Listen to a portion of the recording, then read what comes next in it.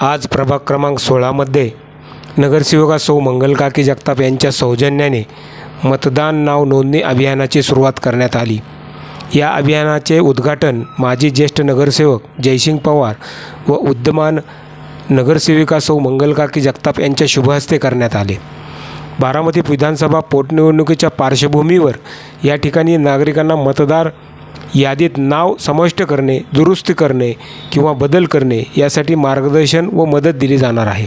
विशेषतः नवमतदार, स्थलांतरित नागरिक आणि नाव नोंदणी राहिलेल्या मतदारांनी या संधीचा लाभ घ्यावा असे आवाहन राष्ट्रवादी काँग्रेस पक्षाचे शहराध्यक्ष किरण इंगळे यांनी केले आहे।